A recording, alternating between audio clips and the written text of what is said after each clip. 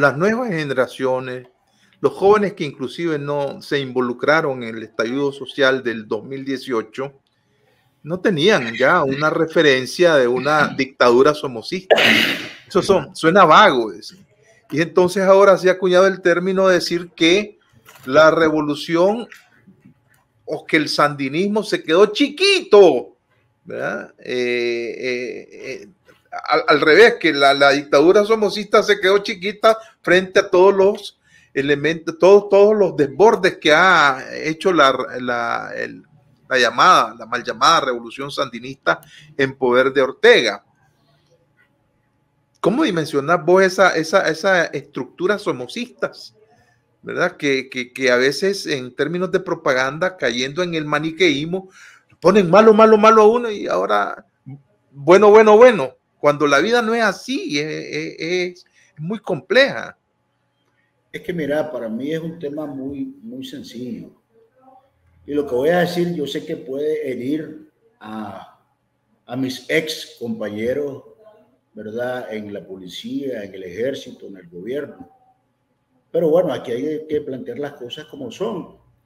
Es decir, el somocismo no era solamente una estructura política.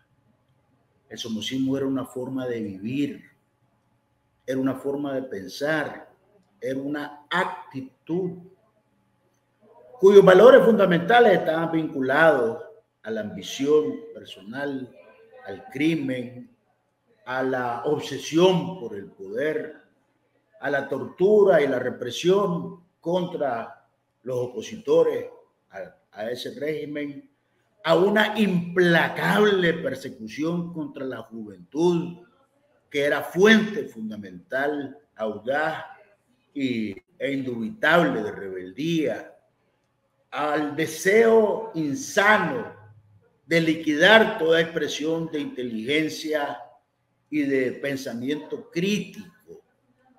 Y vos decís, ¿y ahora? Es decir, si vos venís y hablas con un chavalo de la generación de hoy que no conoció el somocismo, él te dice todo esto que te acabo de decir. Y entonces vos a lo interno decís, pero si eso ya lo vi. Esa película yo ya la había vivido. Yo ya había vivido a banqueros ladrones haciendo millonarios a generales ladrones. Ya había vivido, ¿verdad?, a militares, policías y del ejército disfrutando de la tortura física y mental contra jóvenes indefensos en una cárcel. Yo ya había vivido la amargura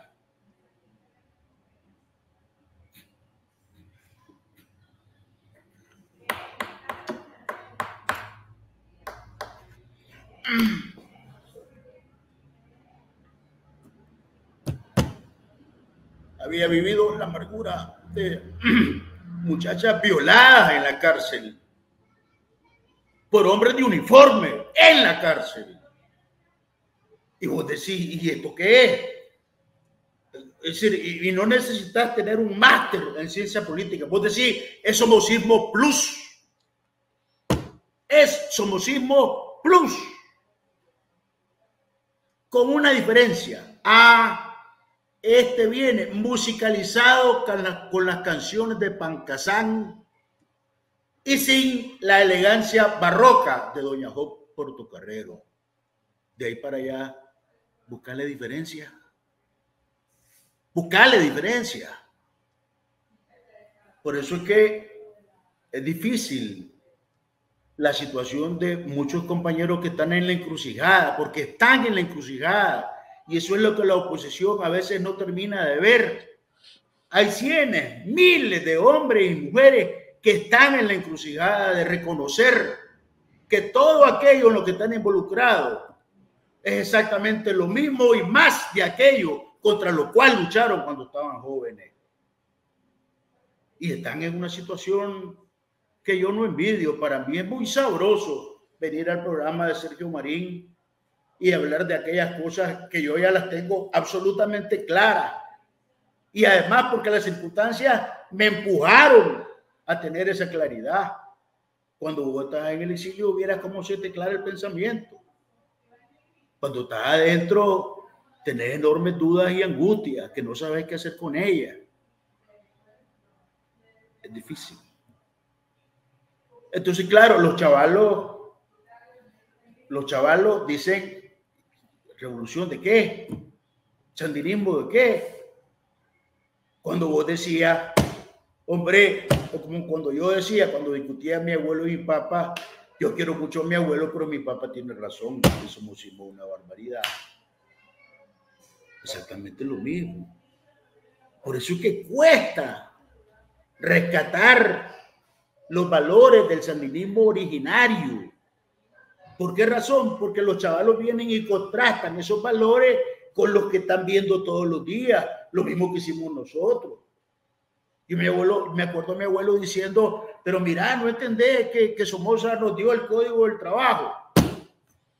Y mi papá diciéndole, vaya a ver cómo viven los trabajadores en el campo y en la ciudad con todo y el código del trabajo de Somoza. Esas eran las discusiones en el seno de mi familia los domingos. Y son las discusiones que ahora tienen los chavalos. Mi hijo Rafael me dijo una vez, mira papá, porque yo le decía que mira que la revolución, mira papá, ¿y por qué si era tan pijuda tu revolución? ¿Por qué se cayó solita? ¿Por qué la gente no salió a las calles? ¿Por qué la misma gente vino y la enterró con todos los votos que pudo? ¿Qué queremos que le contesté a mi hijo? Hombre, le dije, déjame pensar, ¿me entendés? Los chavalos de hoy tienen una manera de ver las cosas igual que nosotros, los chavalos de ayer. Pero entonces, el gran problema es el empaquetamiento. A ver, vamos al 19 de julio. Aquí van a haber dos 19 de julio. El 19 de julio allá en la plaza, ¿verdad? Con la fiesta que mezcla simbología, mitos, canciones, discursos, y que se aferra a muerte a ese disfraz, porque es el disfraz que necesita para poder mantenerse ahí. Es el disfraz que necesita para que el Foro de Sao Paulo se inhiba de decirle lo que realmente le tiene que decir. Es el disfraz que necesita para mantener engañado a cientos y miles de militantes intermedios que dicen, pero si al otro lado lo que hay es derecha, burguesía, somocistas de Miami, ¿por qué me voy a ir yo aquí si aquí lo que hay es el recuerdo de Carlos Fonseca, Julio Buitrago, Ricardo Morales Avilés? ¿Por qué? ¿Por qué voy a traicionar a la revolución? Esa es la encrucijada. Y en vez de velar la discusión e ir a fondo en esta discusión, muchos lo que hacen es, como quien dice, pedir perdón, ¿verdad? O disculpa, pues, porque sí, hombre, sí, es cierto, yo fui sandinista, pero fíjate que ya me compuse. ¿Cómo que ya me compuse? ¿Qué tiene que ver el sandinismo que nosotros conocimos con lo que está pasando ahora? Y aquí hay sectores que quisieran que los hombres y las mujeres que tuvimos en ese proceso, ¿verdad?, nos partiéramos las venas y nos cortáramos la yugular y nos suicidáramos para demostrarles que sí, que realmente entendimos que la revolución fue mala. No, señores, la revolución cometió graves errores, errores brutales, y hay responsables de esos errores, pero también representó la posibilidad de que continuáramos buscando el camino de la construcción de una sociedad distinta, que es el camino en el que estamos. Si las sociedades no se construyen ni en 100 años, ni en 150 años, ni en 200 años, es decir, son caminos largos y difíciles. Como los franceses con su Revolución Francesa y su régimen de terror después de la Revolución Francesa. Como el pueblo ruso que todavía sigue buscando el norte y la posibilidad, no puede regresar al zarismo, no puede regresar tampoco a la brutalidad del régimen bolchevique de Stalin, tampoco está contento con el capitalismo de nuevo cuño de los altos jerarcas de la anterior revolución bolchevique. Es decir, el camino de los pueblos es más compleja de la que nosotros creemos. mucho más difícil. Mucho más difícil. ¿Y qué sacas en términos de lecciones, digamos, porque desde la academia esto se estudia y uno dice, sí, es complejo, estamos enfrentados, hay una fuerza, ¿verdad?, que nos está afectando a todos, a moros y a cristianos. ¿Qué salida le ves a esto en términos de aglutinar, digamos, aquellos seres que buscan el bien común, por decirlo de una forma, en pos de sacudirnos una dictadura igual que la somocista, que se volvió somocista? Voy a repetirte una frase que no es mía, es de Julio Valle Castillo. Cuando lo entrevisté hace muchísimos años y le dije, ¿qué pasó aquí? Le digo yo. Bueno, es simple, la madre buena que teníamos, la madre admirable que teníamos, se nos emputeció esa madre buena. ¿Y qué vamos a hacer, pues? Ese es el gran dilema que tenemos. Muchos sandinistas que vienen de familias somocistas, que lograron barrer con esos conceptos y esas prácticas somocistas, pero hay otros que no.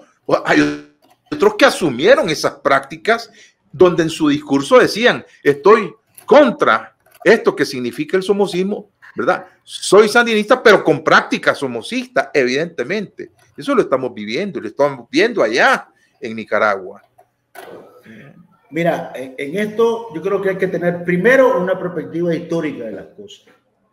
Hay dos artículos a propósito de la academia muy importantes. Uno que escribió Alberto Torres Rivas, que se llama el retorno del sandinismo transfigurado. Fue publicado en una fecha tan temprana como febrero del año 2007 en la revista Nueva Sociedad, en donde él hace un análisis histórico profundo de qué era el sandinismo que estaba regresando al gobierno en el 2007. Y otro artículo de Santiago Puig, académico español de la Universidad Complutense de Madrid y de la Universidad Autónoma de Barcelona, donde describe el proceso de descomposición política interna del Frente Sandinista hasta llegar a lo que prácticamente fue su desaparición. Porque a mí me provoca ironía cuando mucha gente me dice el Frente Sandinista, y yo digo, ¿cuál? ¿Cuál? Lo que hay son sellos y membrete y bandera y canciones, ¿verdad? Y poesía. De ahí para allá, por favor. Pero mucha gente cree que sí, que ese es. Y dice, bueno, pues, Rosario, Daniel, pero ese es el proyecto. No podemos traicionarla, por favor. Entonces, lo primero que tenemos que hacer es, retomando tu entrevista con Julio Valle Castillo, reconocer el emputecimiento de nuestra madre buena. Es decir, reconocer que eso que está ahí no tiene nada que ver con aquello a lo cual le dedicamos nuestra vida. Reconocer que eso es somocismo plus. Y no estoy hablando del somocismo bonachón, ¿verdad? Del somocismo que en muchas circunstancias vos decías, puta, pues algo de bueno hace. No, estoy hablando del somocismo del crimen, del somocismo de la tortura, del somocismo de la represión, del somocismo de la liquidación de la universidad como universidad. Estoy hablando de los torturados y asesinados en la Cuesta del Plomo. Y ahora ni siquiera sabemos cuál es la tumba donde están cadáveres que no han aparecido. Pero entonces, primero que nada, entendamos que se trata de un enfoque histórico de largo plazo. Segundo, llamémosle a cada cosa por su nombre. Es decir, identifiquemos las cosas por lo que son, no por lo que dicen ser, no por el discurso que las encubre, no por el color de las banderas que se ponen en el acto, no por las canciones que se cantan, porque eso es lo más fácil y vendible, sobre todo ahora con las tecnologías de la comunicación y las artes de la escena teatral. No, sepamos qué es lo que está de frente. Y tercero, algo fundamental, seamos fieles a aquellos valores en los cuales creímos y que siguen siendo buenos. La posibilidad de crear una sociedad en donde efectivamente los pobres, los sectores sociales vulnerables tengan una vida distinta. Eso no significa que vamos a andar persiguiendo y confiscando a los ricos. Ya sabemos que eso no funciona. Pero sí tenemos que negociar con los ricos y explicarles que su vida no puede ser a costa de la vida de miles que están en la periferia de la existencia. Y eso tenemos que hacerlo con seriedad, y tenemos que hacerlo con franqueza, y tenemos que hacerlo con rigor. Pero además tenemos que ser leales a las cosas buenas en las que una vez creímos. Y aquí no voy a usar una frase mía. Una vez dijo la comandante Dora María Tey, y la llamo de esa manera porque se merece que la llame de esa manera. Yo simplemente he tratado de ser fiel a la cipota que junto con otros asaltó el Palacio Nacional. Yo quiero seguir siendo fiel al muchacho de San Judas, al muchacho de la UCA, al chavalo que en la discusión entre su abuelo y su papá finalmente le terminó dando la razón a su papá. Y para seguir siendo fiel a eso, no necesito tener enconos personales con nadie. No necesito odiar a nadie. No necesito tener una actitud visceral, ni siquiera contra quienes encarnan el régimen, porque ellos son víctimas de la propia vida que escogieron. ¿Vos crees realmente que Daniel Ortega y Rosario Murillo son felices? ¿Vos crees que son felices? No, hombre, viven en medio de una tragedia personal y familiar brutal. Brutal, que en algún momento de la historia tendrá que cuadrarse en su verdadera dimensión. El drama mismo de esa familia con la que al parecer ocurrió, y cosa que es un tema escabroso que debe ser siempre abordado con respeto y con mucha consideración humana, es algo que yo sinceramente no le deseo a ninguna familia. Como lo que le ocurrió a muchas familias del otro lado, somosistas, que también son seres humanos y que padecieron nuestras injusticias, porque muchos de ellos fueron castigados más allá de aquello a lo que realmente deberían castigar. Y como muchos otros que es cierto que estuvieron vinculados al somosismo, pero que no tenían sus manos manchadas de sangre, pero a toditos nosotros les pasamos la raya de la misma manera. Son las complejidades de estos procesos humanos a lo que le llamamos revolución. Pero ya es hora de que aprendamos. Si no, ¿para qué sirve haber vivido 65 años?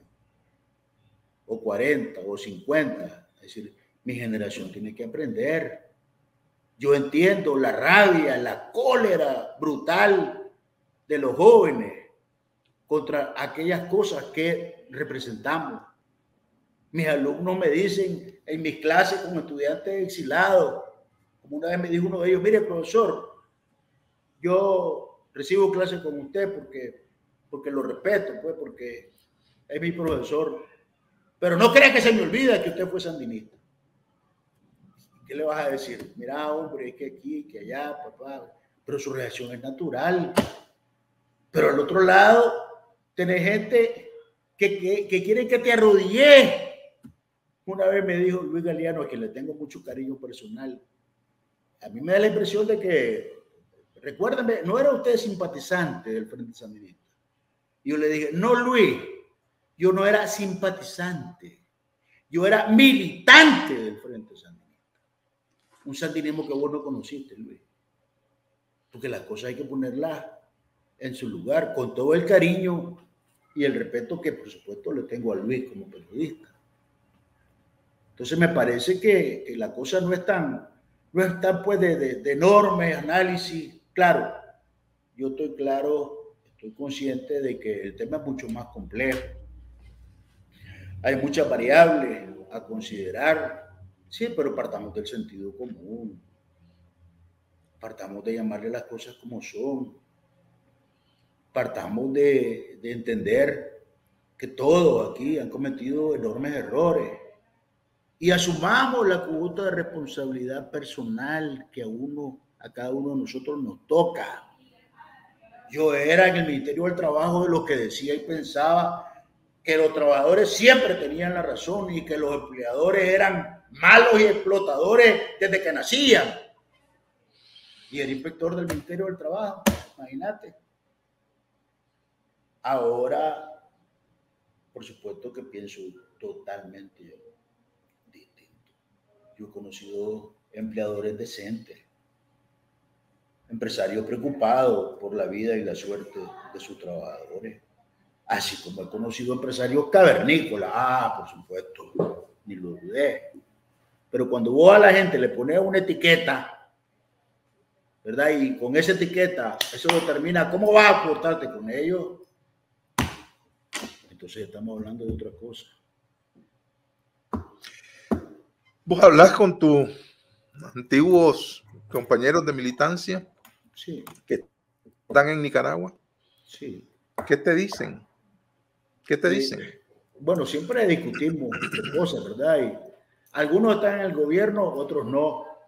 Algunos están en la policía, otros no. Algunos están en el ejército, otros no. Algunos están en las universidades públicas y otros no. Y la discusión es, por ejemplo, algunos de ellos me dicen, pero bueno, Adrián, a ver, ¿hay algo mejor que esto que tenemos? Y yo les digo, esa pregunta es muy simplista. La pregunta es, ¿no podemos nosotros trabajar y buscar para algo mejor de esto que tenemos que ustedes y nosotros sabemos que no satisface las aspiraciones de una sociedad en la que todos los nicaragüenses alcancemos? A ver ustedes, hermanos académicos, díganme, ¿están contentos con aquello en lo que han convertido ustedes a la universidad pública? No, por supuesto que no, pero es que si no, hasta preso puedo caer. Bueno, yo realmente no te puedo pedir que asumas riesgos adentro estando yo afuera. Lo que yo te digo es que las dictaduras se sostienen sobre la base de la suma de todos los miedos. Aunque Pedro Joaquín haya dicho que cada quien era dueño de su propio miedo, sí, pero la suma de todos es la que sustentan las dictaduras, de derecha, de izquierda, de arriba, de abajo, verdes, no verdes, racistas, no racistas. Las dictaduras siempre necesitan sacar de todos nosotros y obtener de todos nosotros lo peor que tengamos, incluyendo los miedos. Y es natural tener miedo, por supuesto. Mi mujer tiene miedo todos los días. Y mis hijos todos los días tienen miedo. Y mis ex esposas, a las que quiero mucho, siempre me están diciendo, no hables tanto, ten cuidado. Pensá lo que vas a decir. ¿Me entendés? Es decir, somos seres humanos, por supuesto. Pero es una complejidad con la que hay que vivir y tener un norte claro. ¿Qué es lo que una sociedad que sea capaz de restañar sus heridas porque está lastimada? Una sociedad en la que no nos miremos como enemigos. Una sociedad en la que cada quien pague el precio de su responsabilidad. Eso sí. Porque yo no estoy de acuerdo que la paz se construya sobre la base de la impunidad. No, eso no se puede hacer. Porque si una vez por todas no dejamos sentado el precedente histórico de que aquí el que roba, el que mata, el que reprime, el que viola, el que le quita al otro la posibilidad de vivir en su país sin tener razones para eso, el que lleva a otros a la cárcel, el que acaba con la justicia como institución. Si aquí nos dejamos claro que todo el que haga algo como eso va a pagar las consecuencias, en aras de una paz, una armonía, ¿verdad? Y un borrón y cuenta nueva, entonces estamos sentando las bases para que vuelva a ocurrir. Con otros actores, con otros nombres, con otras caras, con otras excusas, pero va a volver a ocurrir. Y los sandinistas tenemos que estar preparados para asumir nuestra responsabilidad histórica y decirlo con todas las letras, sin tener por ello que suicidarnos políticamente e irnos a la clandestinidad de la vergüenza. Pero tenemos que asumir nuestra responsabilidad, por supuesto. Claro que sí. En estas conversaciones que vos tenés con tus amigos y donde implícitamente admiten que en efecto el régimen al cual están sirviendo, me refiero a los que están todavía en las estructuras de poder, sea en la policía, en el ejército, en los ministerios, etcétera. ¿Cuál es tu llamado a ellos? Mira, primero, yo tengo con ellos una relación, ¿cómo te lo podría decir? Lo que pasa es que la guerra y la posibilidad de la muerte crea lazos difíciles de explicar. Indisolubles, además. Son lazos humanos. Ni siquiera son lazos políticos. Son lazos humanos. Entonces, primero, siempre nos tratamos con respeto, sin descalificaciones iniciales, ¿verdad?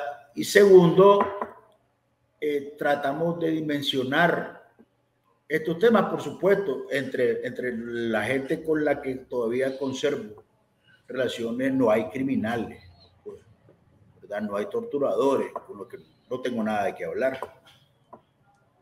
Pero es simplemente gente que cree que el proyecto político sandinista es ese. Y que mejor eso que cualquier otra cosa. Como que dice, mira Adrián, es que esto es lo que nos quedó, me dijo uno de ellos. Peor es nada, brother. Y yo le digo, no, hombre, no te contentes con eso porque te estás contentando con lo mismo contra lo cual peleamos. No me digas que luchar contra la dictadura somocista entonces fue en balde y que ahora ni modo, aguantemos la que viene con otro disfraz. Pero ya ¿qué hicimos? Ya peleamos contra aquella, puta, pelear contra a esta altura de la edad, ya estamos muy viejos. Porque algunos me dicen, mira, es que ya de todo depende de mi trabajo, de todo depende la comida de mis hijos. Incluso si yo pongo la renuncia, ¿qué crees vos, Adrián, que me va a pasar? Al día siguiente estoy preso. ¿Por qué? Porque yo no puedo poner la renuncia. Aunque pudiera, aunque te diera la razón, cosa que no te la estoy dando, pero yo no puedo poner la renuncia porque al día siguiente estoy preso. Pero además, ¿qué me ofrece el bando en el que vos decís que no estás orgánicamente, pero el bando con el que vos simpatizás, ¿qué me ofrece? Me ofrece cárcel, me ofrece descalificación, me ofrece el infierno. Entonces, entre un infierno y otro, por el momento, Adrián, me voy a quedar con este, brother.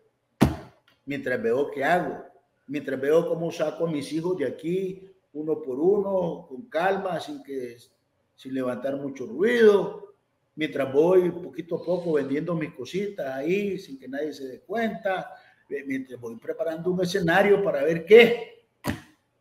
Pero con lo tuyo es horca y cuchillo, hermanito, me dice.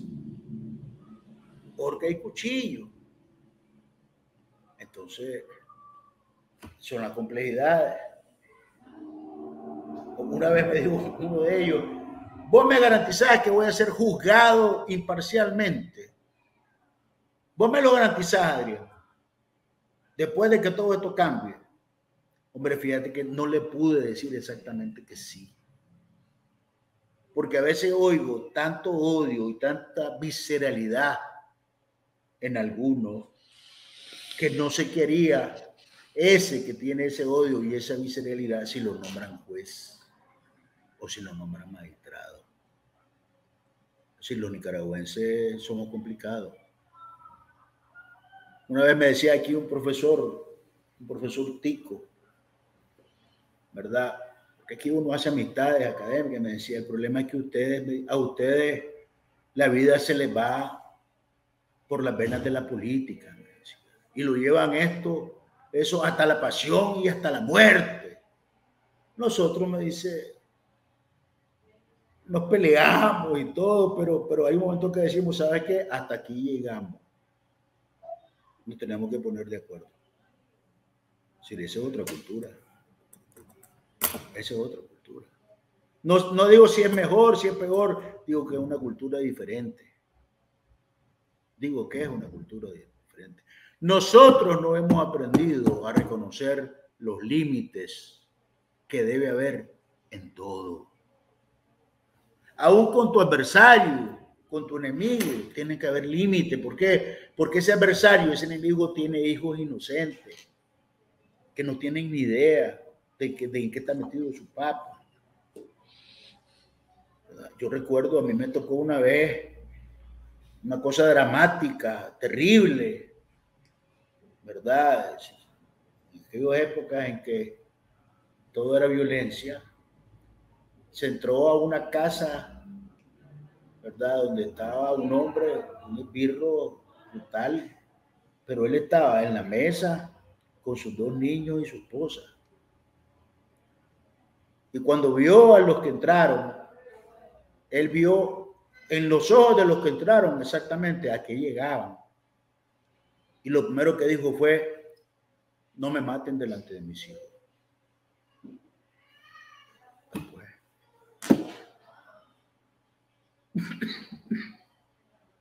A veces uno dice, no es suficiente todo lo que hemos vivido.